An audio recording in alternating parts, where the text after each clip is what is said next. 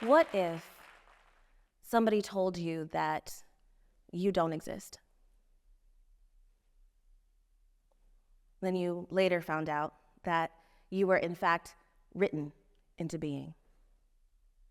In my junior year of high school, in my AP American Lit class, we were reading The Adventures of Huckleberry Finn when a white classmate, a peer friend of mine, wondered aloud how they would personally feel if someone called them the N-word. It's fair.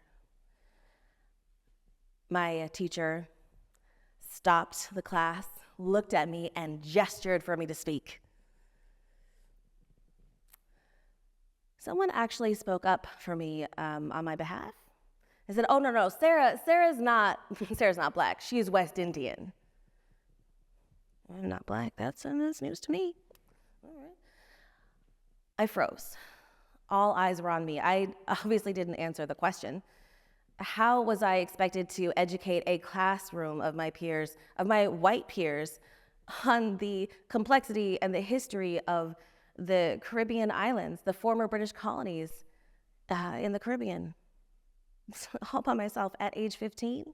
Now, I remember another classmate of mine, a white classmate, came up to me later and said, "Sarah, nobody actually cares that you're West Indian. You are just black." Also, news to me. See, growing up, I wasn't white. I wasn't African American either. My parents were born in a country that my social studies classes chose not to identify on a map, whose, real estate on inside a textbook took up a small corner titled the Barbados Slave Codes. When my identity did exist to my peers, it was the identity of somebody who was born to cut sugarcane, someone whose people didn't exist, were frozen in time in the year 1555. Didn't exist outside of the transatlantic slave trade. My name is indeed Sarah Ishmael, and I am a doctoral candidate at the University of Wisconsin-Madison. And my research, actually, I use Afro-Caribbean philosophical frameworks to investigate different conceptualizations of the human that get embedded in curriculum, and then what the effects are, the material effects on students, teachers, and society in general. And you may not have heard of my field of study, which is fine, not a lot of people have, actually, but it is important. And hopefully by the end of this talk, you will agree with me that it is important too. See, the reason that I do this work is, honestly, we don't really take a moment to think about the work that curriculum actually does. Curriculum has a history of being one of those things that we use to define the human being, define different types of human beings, decide who and what fits the description of a human being. And interestingly enough, the knowledge that we need to internalize and to perform for others to accept us and to recognize us as fellow human beings, as opposed to something lesser, for example, a means to someone else's ends. It is a racialized history. Knowledges get erased. Histories become labeling practices. And people get maimed, hurt, and killed just for trying to preserve their ways of knowing or the image of themselves that's different from what the Europeans, quote unquote, discovered in the 17th century. Now, I know you're probably wondering, what does curriculum, what do ways of knowing, what do these have to do with being recognized as human? Well, it's a great question. I am glad you asked. It really depends on who is writing the curriculum, who the curriculum is for, and who is doing the recognizing. See, my classmate Leslie didn't learn about the West Indies. I didn't learn about the West Indies. And the thing is that the impact of that was that my identity was not just an impossibility for Leslie. It was an acceptable invisibility. And what that meant is that I was someone that she couldn't be bothered to learn about, and thus couldn't be bothered to learn to come to respect. I want to talk a little bit about my research. In a documentary that I analyze, a teacher is introducing the autobiography of Frederick Douglass to a mainly white class. And I can't help but listen to how he's framing the content, how he's framing the autobiography, and how he's setting it up for his students, and also what the students are saying underneath the voiceover in the background. You know, this particular teacher at this moment, when he was describing the autobiography and Frederick Douglass in the context, you know, he said that he avoided discussing the physical harms, the physical toll and nature of slavery, and instead focused on, Frederick Douglass's intellectual epiphany that helped him break the mental chains of slavery. I heard a student in the background say, you know, it seemed like, you know, yeah, he had it bad, but it didn't seem like he had it as bad as others. It didn't seem like he had it that bad. Then the scene cuts to a one-on-one interview with a student of color who tells us that she does not feel comfortable participating in class. She says, I don't feel comfortable talking in class. It seems that white people feel more comfortable taking up more space than everybody else. I have this terrible fear of being wrong in front of people that I do not trust. Now, we can interpret this situation in any number of ways, right? She didn't want to participate because she didn't feel confident. She didn't want to participate because she didn't know the answer. She didn't want to participate because, you know, she wasn't pushing herself to be able to be in this conversation. She didn't, she. When students don't participate in class, or when they refuse to participate, what do we think? Well, in my experience as a teacher, one of the common assumptions is that the student actually is the problem. But you know, I would like to think of it a different way. I'd like to ask a different set of questions. What if we got curious? What does this lack of participation or refusal to participate tell us about what's happening in the situation here? What does a student of color or student of a marginalized gender's lack of participation tell us, not only about the situation, but in fact, here's a more important question. What does it project about them to us that actually isn't who they are at all? See, something is happening inside of this student that tells them that they need to protect themselves. Now, they're not going to say this out loud. You know, they're not going to tell you all of that. What they're going to tell you is that it does not feel safe for them to participate if they say anything at all. Now, what's happening in this documentary that is going unseen, that's going really unremarked on, that the students aren't really seeing, the teachers aren't really seeing, is that the history that is being constructed here is being constructed and framed in a way that makes people who conceptualize slavery in a particular way feel comfortable to discuss it, which is absolutely fine. At the same time, in that very same moment, what we need to realize that's happening is that history is also being terribly minimized for that student of color who has a particular relationship with that history. Again, they're not going to say all of this and say what's happening. They're going to do what they need to do to protect themselves, and often that is staying quiet. Often that's staying silent.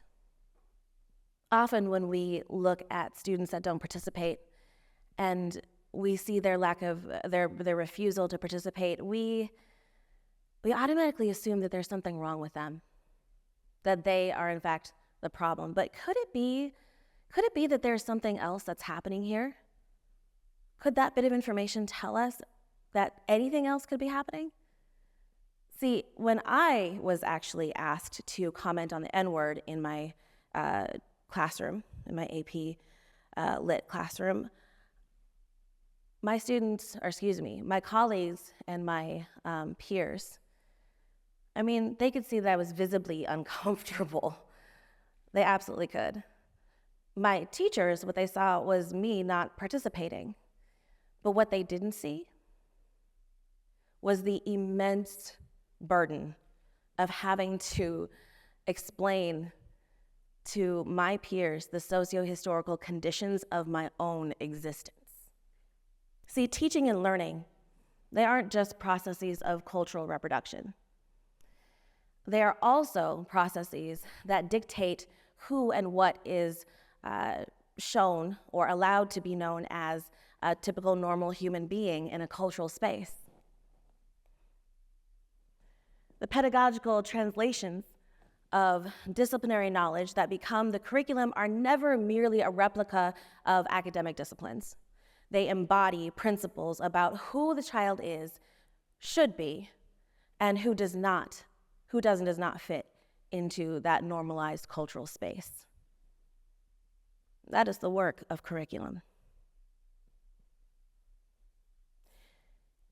In my research, I use Afro-Caribbean philosophical frameworks to look at curriculum differently. Now, Afro-Caribbean philosophy challenges us to ask questions about who and what the human is, who gets to define the human, whose knowledge gets to define that, who is represented as a human being within the answer to those questions. And I think most importantly, on whose experience of being human is the literature that we read, the curriculum that we teach, the history that we learn based. Afro-Caribbean philosophy represents an interdisciplinary space where a variety of approaches to thinking are practiced. But I want to highlight a little bit of that quote. It says, "The result is a fresh ground for the exchange of ideas that welcome innovation and discards Western disciplinary philosophical thought as a fundamental requirement." Doesn't discard it in general, just as the requirement to pursuing questions and theoretical ideas about African descendants in the Americas, and I would argue humans in general. Now, I use Afro-Caribbean philosophy to help me understand and think about curriculum differently. It helps me understand that curriculum is actually a site of struggle over the definition of who the human is, who is represented as the human, and who is normalized within those discussions. I was lucky. When I refused to participate in that discussion in my junior year, I was lucky enough to have teachers and to live in a place where my refusal to participate, my silence, was not interpreted as defiance. But what I didn't know was that there were assumptions laying there in wait, ready for my teachers to pick up, use, and to interpret my actions through. And as I continue to do my research using West Indian philosophy to investigate curriculum theory, I learned that there's a lot, y'all. There's a lot of history. There are a lot of discourses that are sitting there waiting for us as educators to pick up and look through to interpret not only our students' actions, their interactions with curriculum content, but their very being, who they actually are as well. When I started to learn more about Afro-Caribbean philosophy and curriculum theory, I also learned the importance, the almost dire need, to be able to unsee, to put those frameworks down. If I had developed the self that was written for me in 1555. If I had developed the self, the only self that Leslie would recognize me to be, I wouldn't have found Afro-Caribbean philosophy. Would have no idea that there was something in my own history that would allow me to see my students, to see myself, to see issues of education and justice differently. I had no idea that you could be a West Indian, a woman, and a scholar. Absolutely none. The question, though, is how do we view students? How do we treat students who decide to develop a self that isn't what the curriculum wants to shape them to be? What if they develop a self that is in opposition to the person that they would have to become in order to feel safe participating in discussions like those? See, that's incredibly important, because including somebody's culture, including somebody's people's history in your curriculum, in a textbook, isn't just a nice thing to do. Isn't just like, oh, that's really sweet. It actually fundamentally shapes the perception of reality. It fundamentally shapes ideas about what knowledge and whose knowledge and peoples who are important to learn about when you're navigating the world. And when you leave out a culture or a people, or you limit the amount of information about any background, genders, what you're doing is you're actually shaping that student's perception of reality to say that those experiences, those people, those way of living not just doesn't matter, but doesn't exist. So I return to that question. What do we do with students? How do we see students that develop a self that is in opposition to the curriculum that does not recognize them, does not recognize their people, their history? How many students do we kick out of class for being unmotivated or uninterested or not showing initiative that are truly, truly just unseen?